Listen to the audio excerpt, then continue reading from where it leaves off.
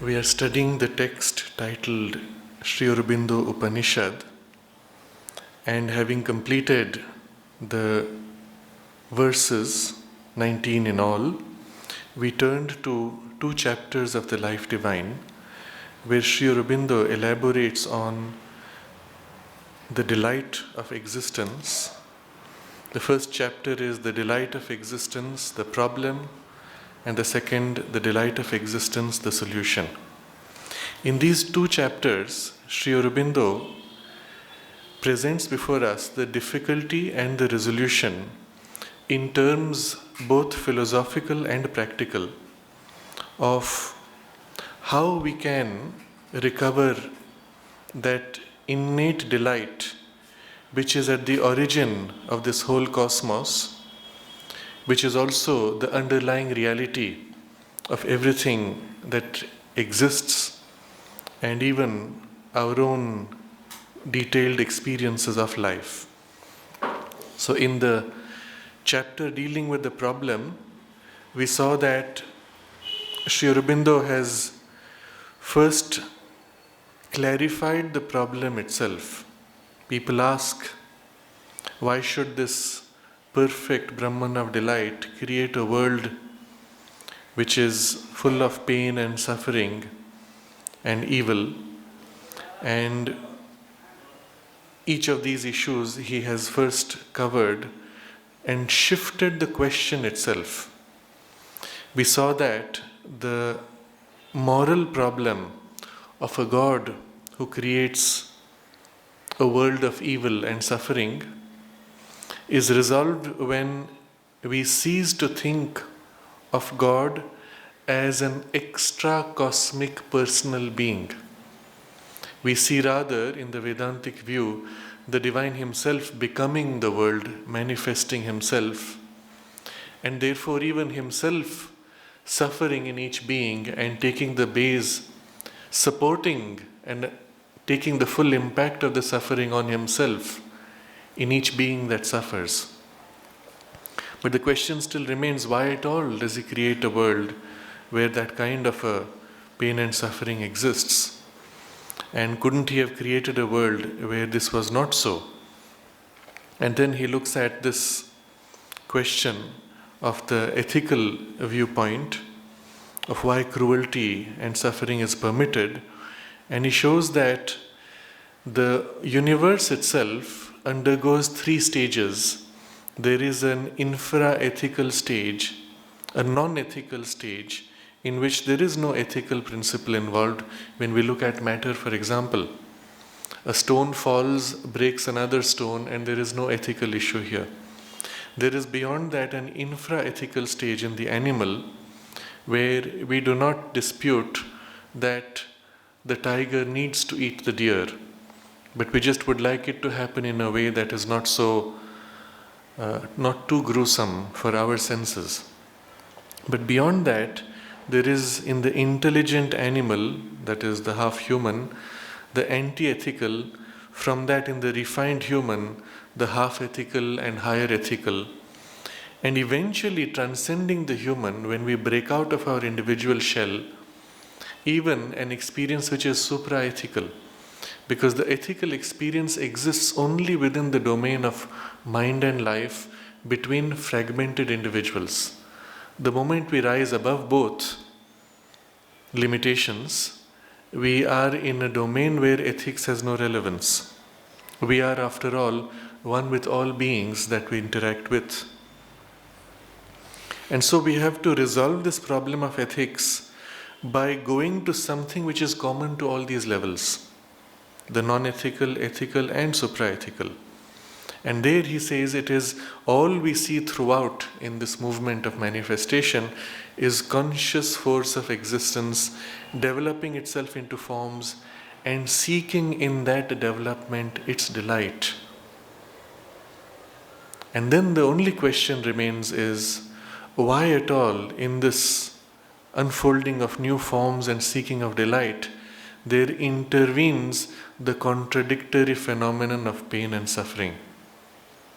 And this now he deals with in the chapter Delight of Existence, the Solution. I would be tempted to dwell on this in some detail because there are many practical hints and applications for our own sadhana as we proceed.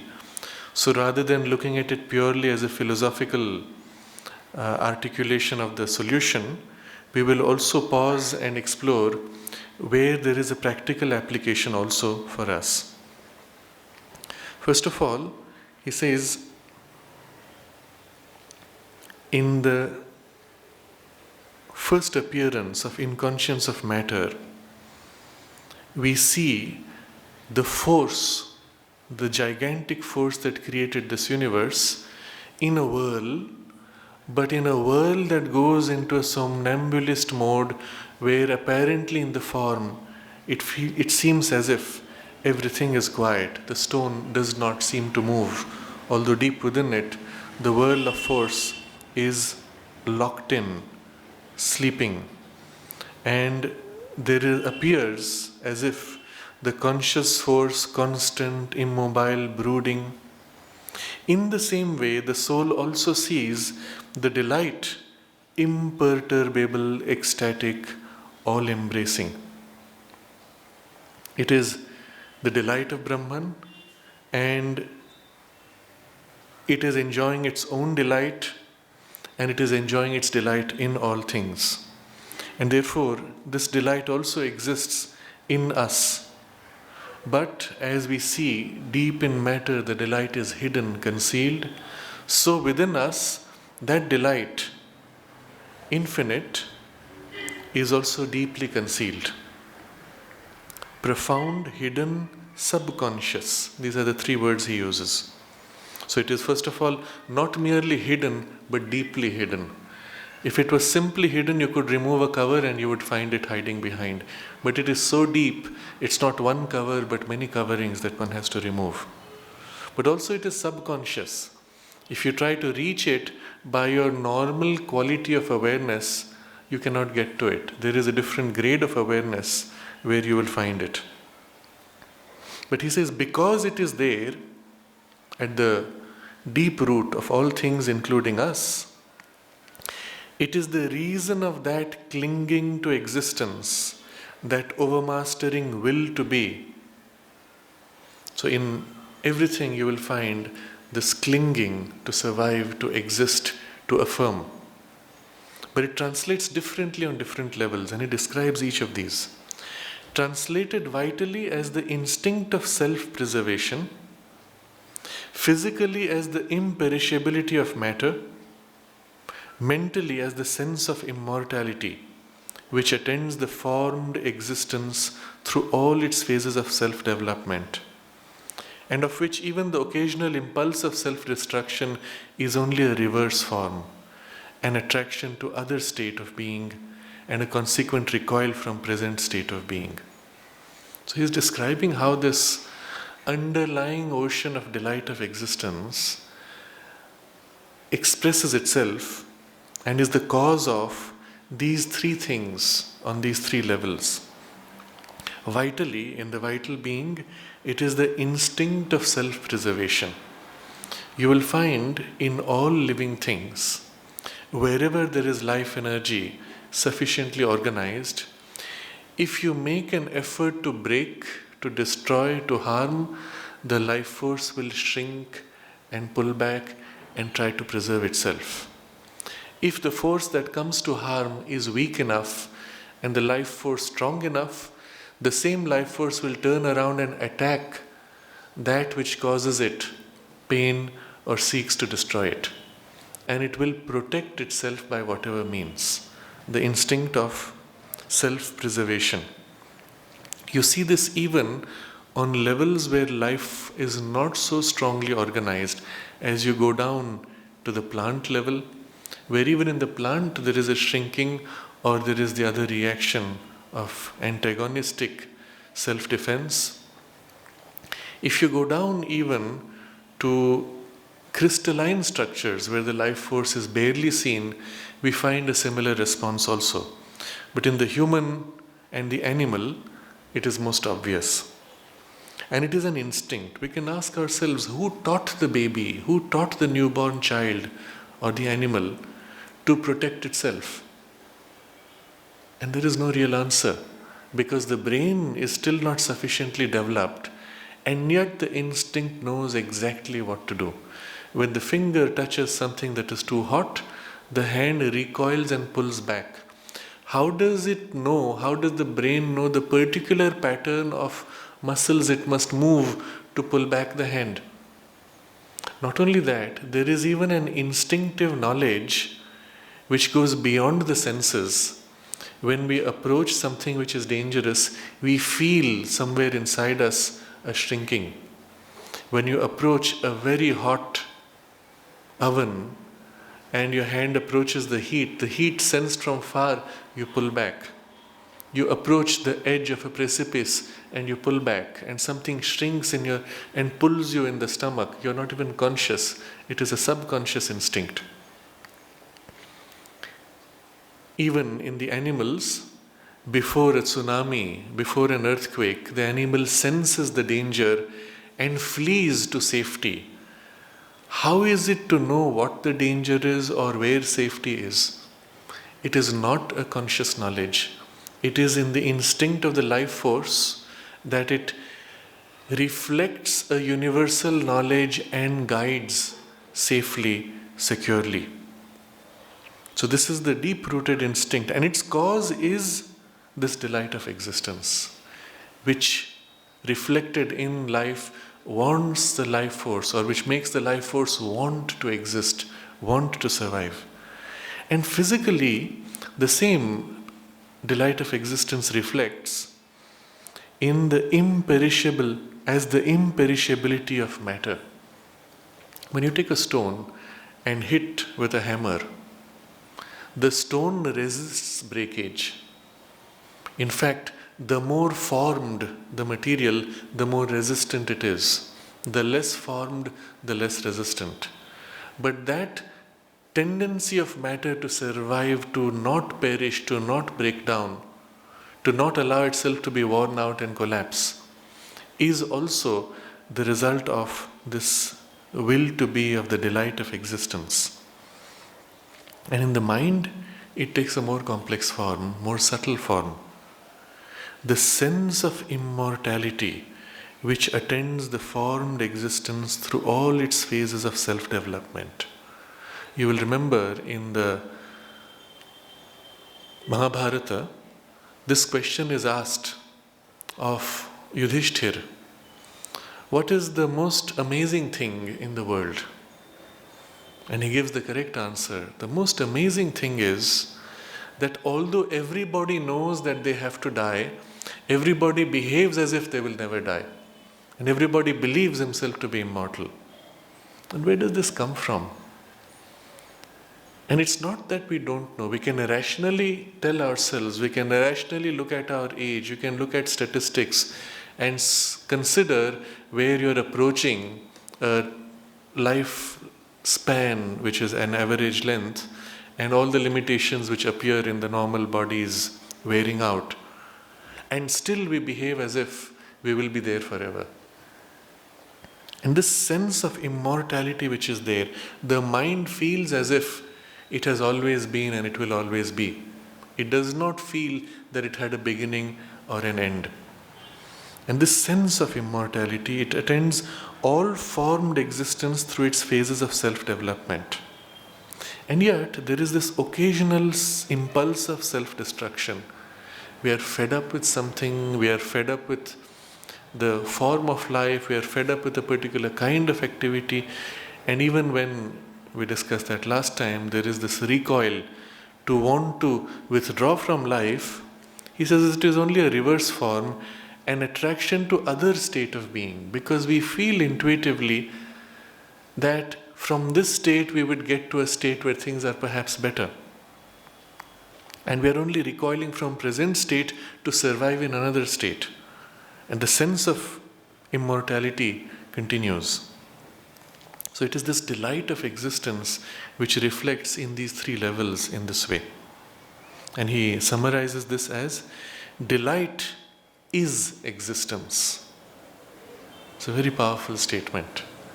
Delight is existence. You remove delight, there is no existence. Even stone will simply crumble. So delight is existence. Delight is the secret of creation. Delight is the root of birth. Delight is the cause of remaining in existence. Delight is the end of birth and that into which creation ceases. So out of delight all pours, by delight it is sustained, and even when things are withdrawn from creation, it is into delight that they are absorbed. From Ananda, says the Upanishad, all existences are born. By Ananda they remain in being and increase. To Ananda they depart. Now, with this background, he is going to deal with he's going to find the solution of this problem of why this pain, suffering. And at this point, before we enter that full discussion, he takes us through three different viewpoints of looking at the universe. He harmonizes all three and gives us a triune perspective. And then he says, it is on this view that we must base our understanding of the universe. And this is very important because it is only in this triune view that we will find the true understanding of things. So for this triune view, he takes each of the three viewpoints separately, each of which leads to an entire philosophy and approach to life, and then shows how they are actually complementary viewpoints. So the first viewpoint is to look at the universe in relation to the pure existence of Satchidananda. Next viewpoint is to view the entire universe in relation to the consciousness only of Satchidananda. And the third is to view the universe in relation to the Ananda, the bliss of Satchidananda. Each of these, seen separately, gives us a very different view of the world. So in the first case, when we look at only existence and the universe in relation to that, we see that everything in the world is Maya. And what is Maya with a capital M? He uses it in the Vedic sense of the word. Maya in its original sense meant a comprehending and containing consciousness capable of embracing, measuring and limiting, and therefore formative. It is that which outlines, measures out, molds form in the formless, psychologizes and seems to make knowable the unknowable, geometrizes and seems to make measurable the limitless. Later, the word came from its original sense of knowledge, skill, intelligence, to acquire a pejorative sense of cunning, fraud, or illusion. And in this way it is used in the philosophical systems as a power of illusion. But this power of Maya is, to put it simply, that unknowable, infinite, illimitable one, casting out of himself knowable, finite, measurable forms and multiple forms. How can he do that? This is what the world is, that is what the source is, and you have this gap, and you see the world is this measured out self-expression, Maya, as a creative power. But it is not unreal, because after all it is a power of creation of the one, manifesting himself in the one. So all we can say is that the world is not a lie. Even the errors and deformations of the world represent some truth of that conscious existence. We can only say that the world is not essential truth of that, but phenomenal truth of its free multiplicity and infinite superficial mutability, continuously changing on the surface infinitely, and not truth of its fundamental and immutable unity. So he puts the world in relation to that, and we see a great truth, but it is one of three sides. You have Brahman, absolute, and Maya as a power of creation that creates this relative appearance. But still, everything here represents something of that. Now, the second view has a different terminology, and we will find this word Purusha and Prakriti used here. We look at world existence in relation only to consciousness and force of consciousness. Then we will see the world as a movement of force. Everything is, as science sees, pure energy, whirling, moving, and there is no other reality. It is pure energy in movement. What drives it? Some necessity, some will, we don't know what exactly. And then all we can say is, from the philosophical perspective, there's a drive of energy which we can call a play of Prakriti. The word itself means the creative, formative energy. But it is satisfying some source, that consciousness. So there is a Purusha, which is as if regarding and enjoying this play of Prakriti, and there is this play of energy moving, perhaps looking at him and capturing some possibilities to manifest and creating this play for his satisfaction.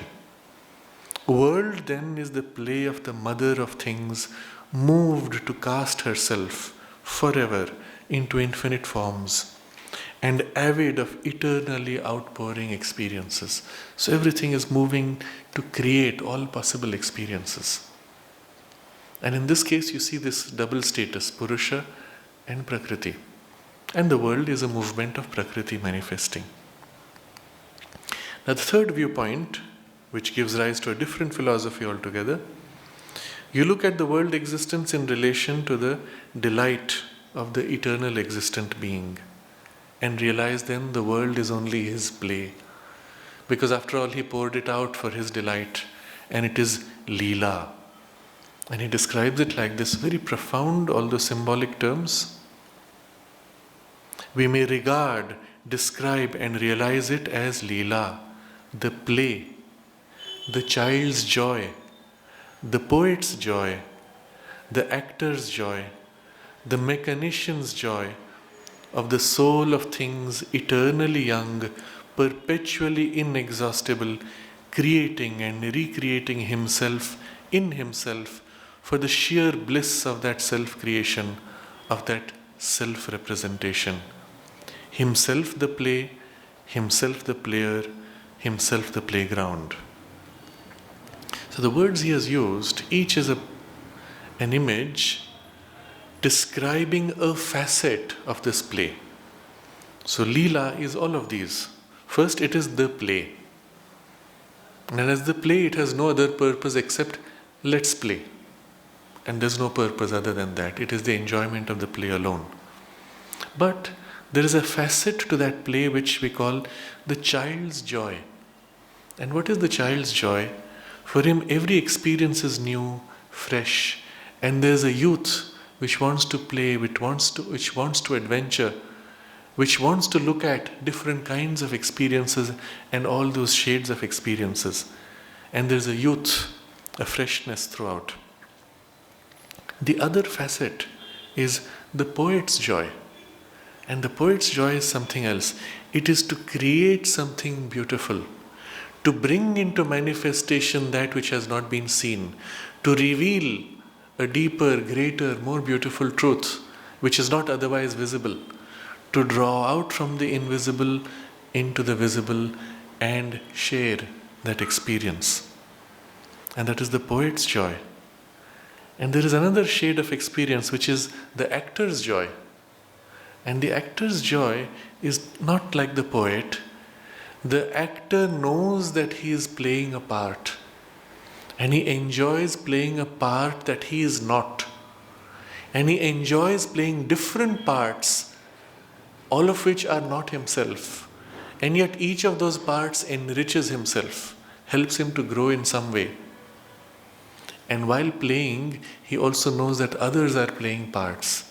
And sometimes we exchange parts and we experience different kinds of relationships. And every time it is putting forward a facet, an appearance of oneself, but never fully what we truly are. And then there is the mechanician's joy. And this is very close to what modern science is discovering. That it's as if every possibility of how things could have been arranged has been attempted and worked out in some way. Try to think of a mechanical way by which things could have been arranged to produce a certain result, and you find that somewhere it exists, it has been created. And the scientist finds that by arranging in different ways, in different combinations, more and more complex arrangements and results, behavior, experiences can be produced. And it is this skill of the mechanician. Can you create a combination and arrangement that will draw out a new power, a new quality, a new result which is surprising, which is unexpected, which is not the combination of the basic elements which have been combined? From a certain perspective, the genes, we say, are only made of 4 molecules and infinite combinations. But none of those 4 have what the final result has. Somehow the combination draws out a more complex outcome. The automobile is made up of so many pieces. Each of those pieces is by itself almost useless, but combined in this way and suddenly a very functional, useful device is created. And that's the mechanician's joy of the soul of things eternally young, perpetually inexhaustible, creating and recreating himself in himself for the sheer bliss of that self-creation. It draws out infinite possibility. After all has been thought out, all possibilities conceived, there is a whole ocean of new things which we couldn't have conceived, which is thrown out.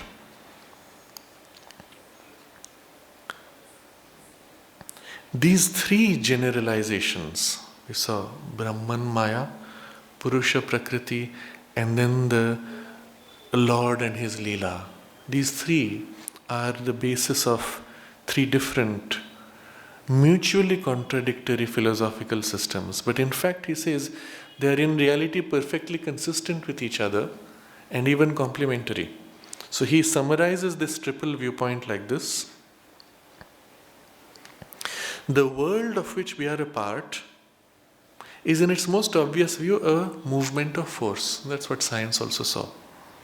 But that force, when we penetrate its appearances, proves to be a constant and yet mutable rhythm of creative consciousness, casting up, projecting in itself phenomenal truths of its own infinite and eternal being. So it is a consciousness throwing out through force its own possibilities. And this rhythm is in its essence, cause and purpose, a play of the infinite delight. A play of the infinite delight of being, ever busy with its own innumerable self-representations. So science sees this first front, force. It sees rhythms of the force and says laws. But actually there are no laws. They are only rhythms freely chosen. But behind that is the consciousness that chooses to rhythm itself out in this way universally. Behind the consciousness is the delight which chooses these rhythms and infinite variations of the rhythms and changes the rhythms also as it goes along. And every now and then when the scientist says, I have now caught, this is the law and this is how it is fixed, the divine throws up a new surprise, a new variation of the rhythm, and suddenly everything falls apart and we have to start all over again looking for a more complex law. So this triple view, there is a force infinite, there is a consciousness rhythming out, and there is the delight of being behind, which is busy drawing out its own representations in its rhythms, unfolding in its force to create forms. This triple or triune view must be the starting point for all our understanding of the universe.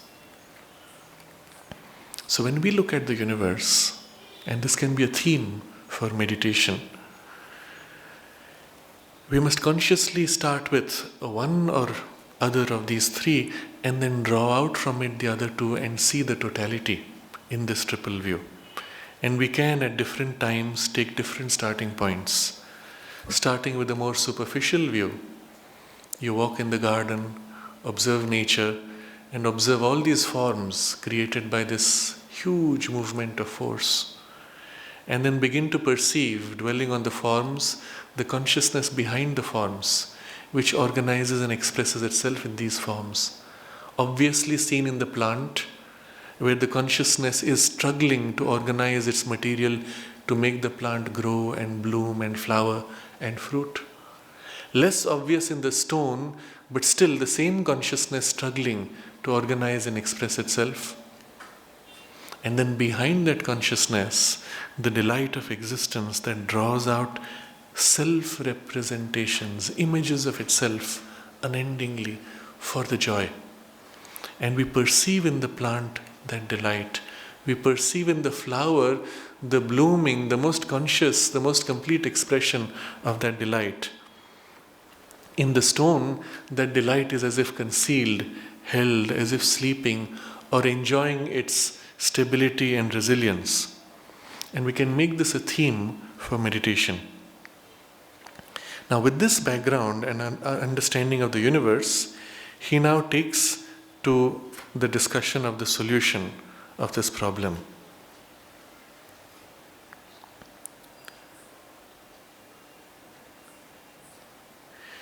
Since then, eternal and immutable delight of being, moving out into infinite and variable delight of becoming, is the root of the whole matter, we have to conceive one indivisible conscious being, capital B, behind all our experiences, supporting them by its inalienable delight, and effecting by its movement the variations of pleasure, pain, and neutral indifference in our sensational existence. So first of all, the whole universe we conceive in this way.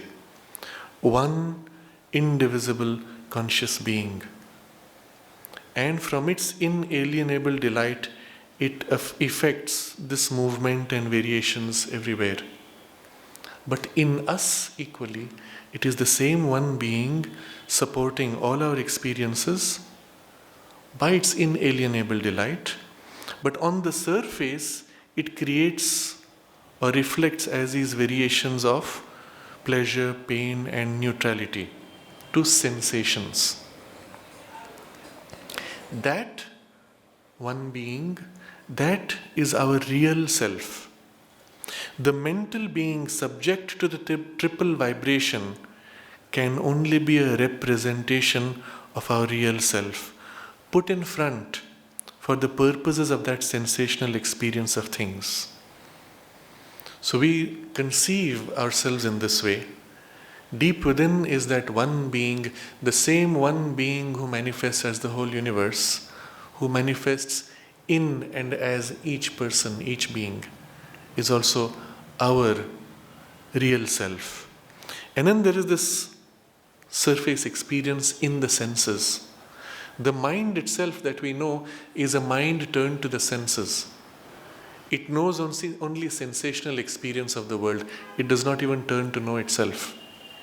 And this mind is subject to this triple vibration of pleasure, pain, and neutrality, only in the domain of sensation. And it is the layer created for the first contact with the universe. And its response and reaction to the universe is also imperfect, therefore. Once we see this, from this view, there are two very great consequences which emerge, and he deals with each of these. And these are practical consequences for our life and for the future of our evolution. First of all, he says, since in our depths we ourselves are that one, since in the reality of our being we are the indivisible all consciousness and therefore the inalienable all bliss, the disposition of our sensational experience in the three vibrations of pain, pleasure, and indifference can only be a superficial arrangement created by that limited part of ourselves which is the uppermost in our waking consciousness. Behind, there must be something in us much vaster, profounder, truer than the superficial consciousness, which takes delight impartially in all experiences. It is that delight which secretly supports the superficial mental being and enables it to persevere through all labors, sufferings, and ordeals in the agitated movement of the becoming. So, this is the first great discovery, that although on the surface we may have all these different experiences, behind there is something in us, more truly us, much vaster, profounder, and truer, which takes delight impartially, whatever happens on the surface. Even if in the heat of battle there is excruciating, extreme pain and violence and suffering played out, this deeper, profounder, truer consciousness takes equal delight as you have in the experience of something wonderful in life. And it supports equally all these things. Because it is there, it is the innate support that allows us to survive the more difficult struggles and sufferings and labors. And this is the important point. We would not have been able to pass through those sufferings and survive if not for that constant presence. And he describes this very beautifully. That which we call ourselves is only a trembling ray on the surface. Behind is all the vast subconscient, the vast superconscient, profiting by all these surface experiences. So while on the surface we may be as if trapped in the experiences, that thing behind, vast, is drawing nourishment from all these, and it does something very important. It is not merely a passive receptor and assimilator. Itself veiled, it receives these contacts and assimilates them into the values of a truer, a profounder, a mastering and creative experience.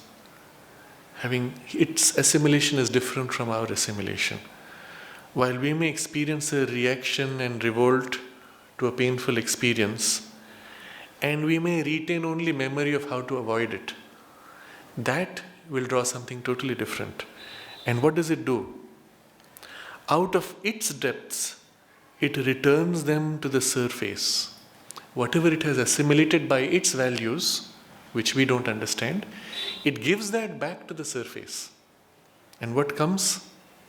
Returns them to the surface in the forms of strength, character, knowledge, impulsion, whose roots are mysterious to us because our mind moves and quivers on the surface and has not learned to concentrate itself and live in the depths.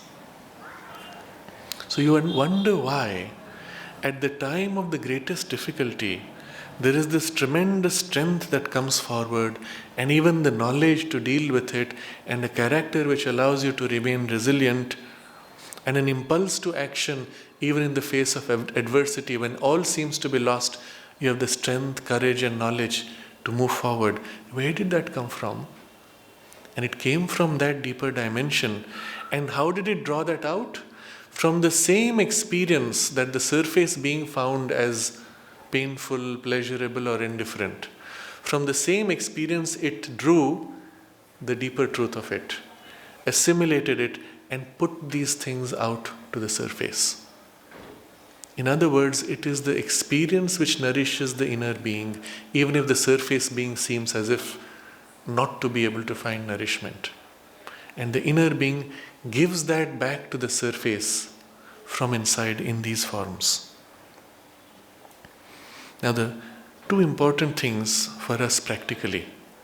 The first is to recognize whatever the character of our external reaction to circumstances, the inner being has a very different response, which we may not fully appreciate. Often, families look at one of their members who is in great pain, perhaps somebody who is considered to be medically brain dead, and we say, oh, put the person out of his misery.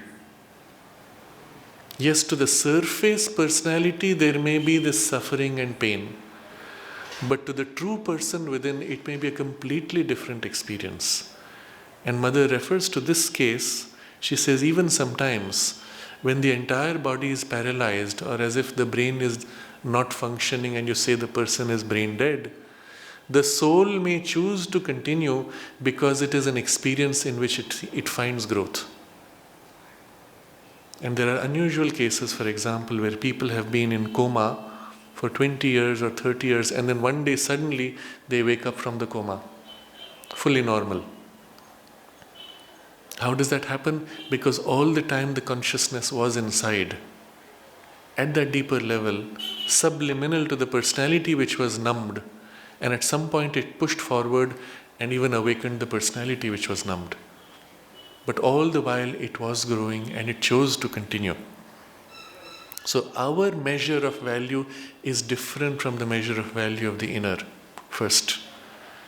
And therefore, even what we call painful, difficult struggles of life may be for the soul a choice that it has made. We will wonder why a soul chooses to take birth or chooses a line of life where it has to go through constant struggles and sufferings. But for the soul that has chosen, it is not experienced as struggle and suffering. It may be experienced as great growth and nourishment and development of its capacities and its consciousness, and even a delight of conquest and of overcoming its limitations or the world's resistance and opposition, and it enjoys it. So this is the first important practical correction we must make in our understanding. And the second, which he says here, because our mind moves and quivers on the surface and has not learned to concentrate itself and live in the depths, if we train ourselves to turn the mind inward and train the mind to go deep and become conscious of the inner domains, then our mind can begin to experience what the inner being experiences. It can share in its different way of registering these experiences and draw from it consciously the strength and the nourishment and the inspiration by which it can live life with that joy. But for this, the mind has to be trained. By itself, the mind is not. Observe how when there is a sudden shock, a sudden crisis in life, the first thing that you see, people are drawn inwards. Not by choice, they don't choose to do it. It is the inner being which throws out an arm and pulls the mind inwards. And you find yourself pulled in. And during that time, the pain or the shock of the external experience is as if not impacting you at all. Later you look back and you say, I don't know what happened, but somehow I went through all that and I was unaffected. But because you were indrawn and you saw things by different values automatically, you were pulled in spite of yourself. On the other hand, when we are indrawn and we look at the world, we also begin to change our own priorities. The same things which I now found attractive in my normal desire nature are no more attractive from this inner poise. And from the inner poise, something else seems so much more meaningful. And when after that shock of the experience of life, when gradually the consciousness returns back to the surface, we find the person is changed. The personality has undergone a change, sometimes radically, and all the old interests have faded and something totally new is now in front. How did this happen?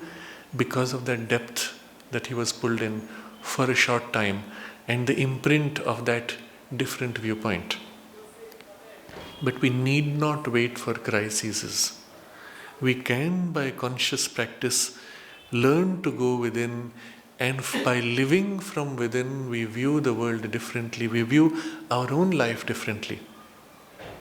And this is how some of the great personalities which have shaped human history have found their strength or courage from within them, even sometimes to lead revolutions against all odds.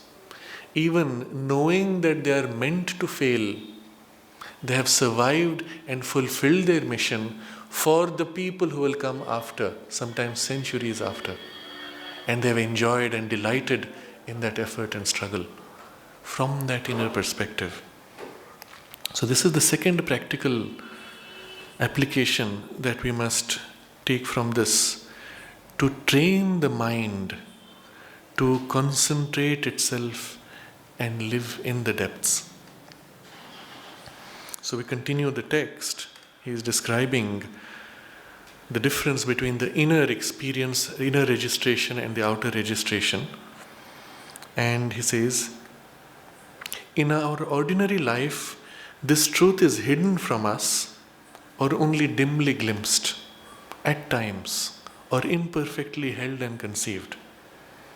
But if we learn to live within, we infallibly awaken to this presence within us, which is our more real self. A presence profound, calm, joyous, and puissant, of which the world is not the master. A presence which, if it is not the Lord Himself, is the radiation of the Lord within. Normally, to our surface personality, the world is the master. We have to chase after circumstances. We have to keep running to adjust to the changing circumstances so that we may somehow keep up and survive. And this is what we call the rat race. Everybody is running to keep up with things. Suddenly life throws a surprise and you are confused, and again you fall, you trip, you get up, and again you run and run and run. For this inner consciousness, the world is not the master. He says it negatively because this inner consciousness is not yet fully master of the world. But subjectively, it is not subject to the world, it is free of the world and can begin to assert its mastery, however limited. So when we are centered there, we don't find it necessary to keep running after the world. We look at the world and we act from a poise of freedom and to some extent mastery on our circumstances. But what is this like? Profound, calm, joyous, puissant. We feel ourselves, not this shaking, superficial, fickle personality, but we feel ourselves deeply rooted, widely based, as if resting on an ocean.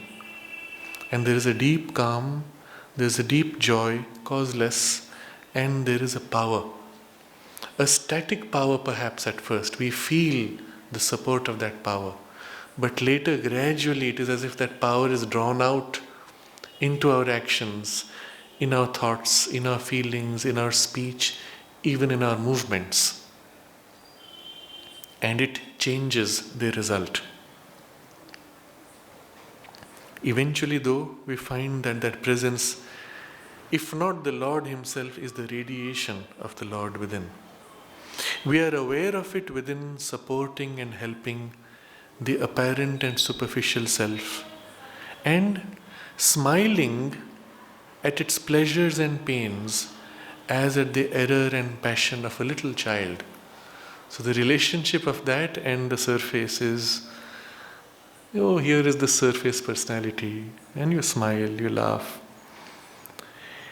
And if we can go back into ourselves and identify ourselves not with our superficial experience, but with that radiant penumbra of the divine, we can live in that attitude towards the contacts of the world.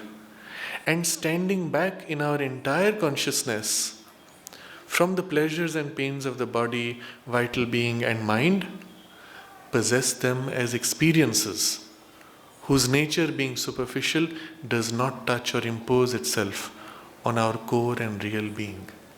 So when we can rest in that inner poise, we look upon the surface, bodily pains and pleasures, vital pains and pleasures, mental pains and pleasures, as we would to the passions and errors of a little child, and we are unaffected.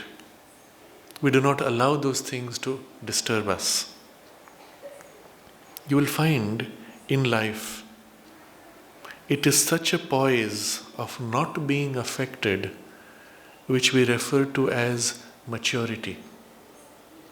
When we say with age we have grown more mature, you will see the essence of that sense of maturity is we are no more agitated by those little pleasures and pains. First of the body, as little children, the lollipop and the ice cream were so important. And as we grow older, we look at the same lollipop and ice cream and remember those days and laugh.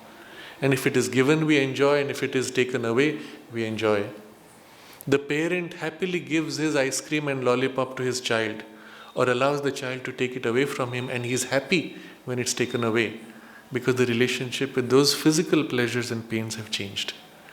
And after that, as we grow older, the relationship with the vital pleasures and pains, our attractions and desires and fears and passions, they begin to become less affecting.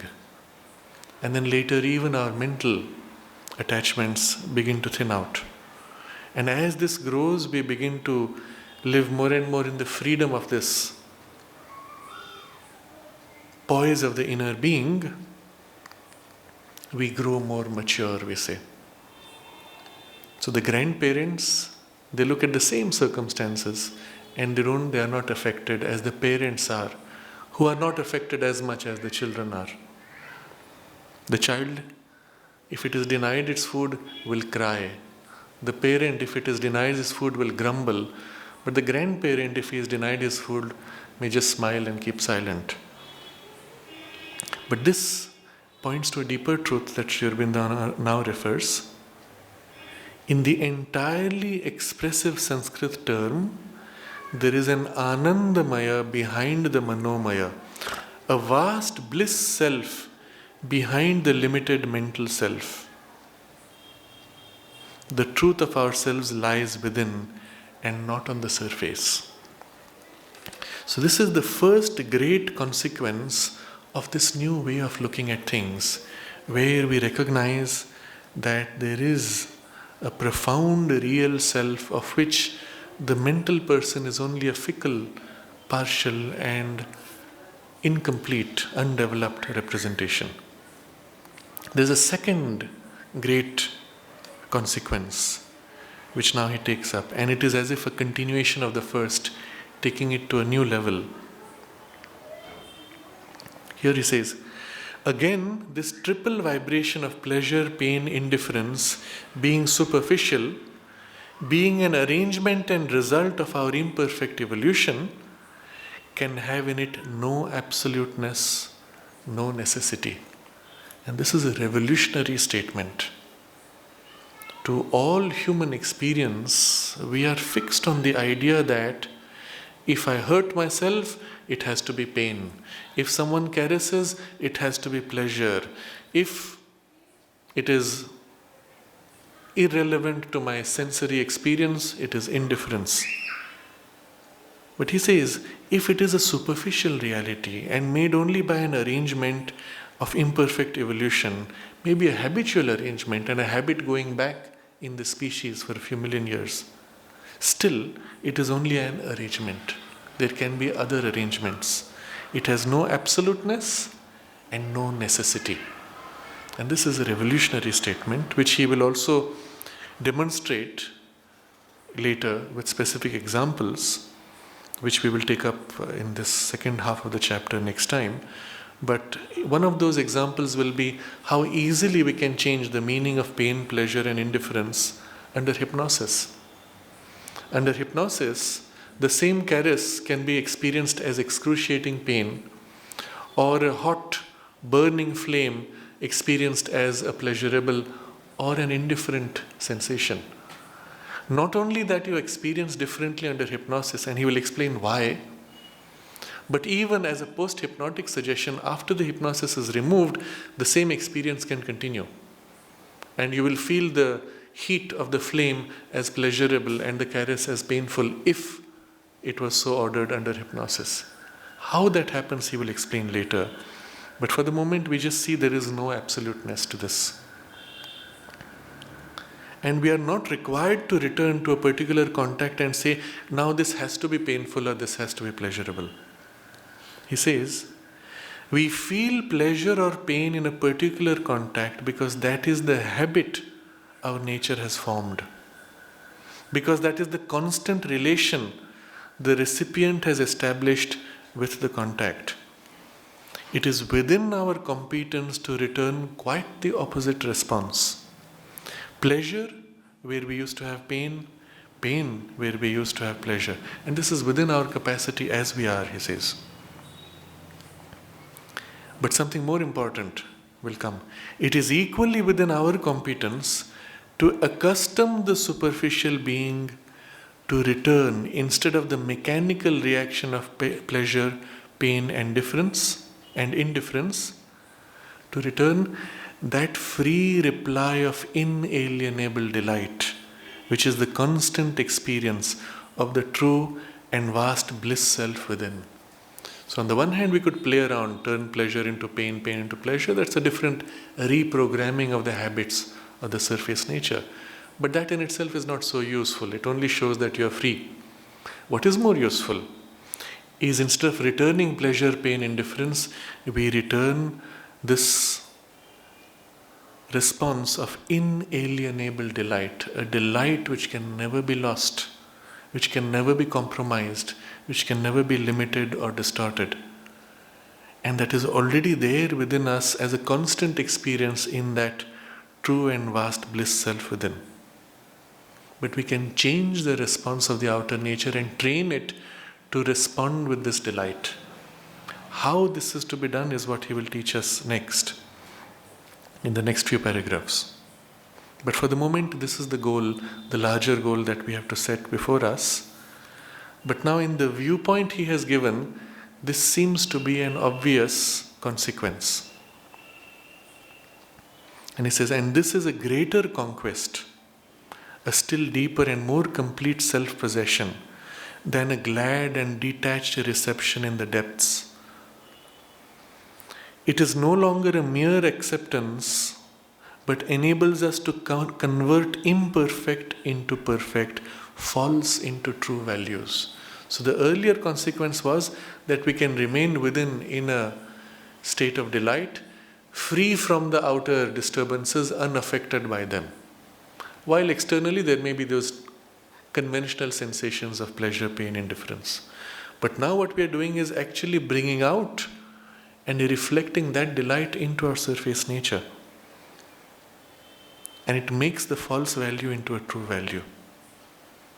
The constant but veritable delight of the spirit in things, taking the place of the dualities experienced by the mental being. Is this really possible? We would ask. And he tells us with a very simple example that in fact it is a common part of our experience in one layer of our being. And he says, in the things of the mind, this pure habitual relativity of the reactions of pleasure and pain is not difficult to perceive. And he gives the example,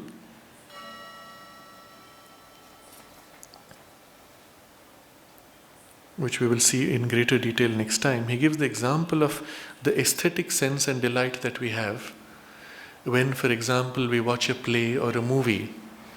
We identify with the character to some extent, and although the character suffers, although he goes through so many trials and tribulations, something within us draws a nourishment and even enjoys that whole experience and grows through it. So, but the nature of this drawing out of the delight is more obvious when we are not personally involved, and that is what he will explore later. But for now, simply in the mind, even without the support of the inner, we can change the meaning of these things.